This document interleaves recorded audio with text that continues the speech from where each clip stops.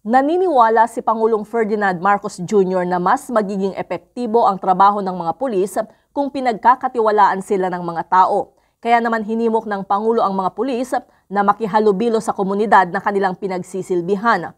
Sa pulong ng Joint National Peace and Order Council at Regional Peace and Order Council sa Malacanang, sinabi ng Pangulo na makakamtan ng mga pulis ang kredibilidad kung magiging bahagi sila ng komunidad. Pang-eengganyo pa ng presidente sa mga miyembro ng PNP, bumuo ng magandang relasyon sa mga tao para malaman ang nangyayari sa kanilang nasasakupan.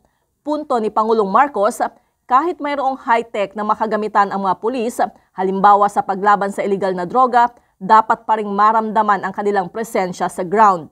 Tinalakay sa meeting ng Pangulo sa NPOC at RPOC ang mga usaping may kaugnayan sa peace and order. Kabilang dito ang geopolitical issues, West Philippine Sea at iba pang territorial disputes, ang communist terrorist groups at drug war.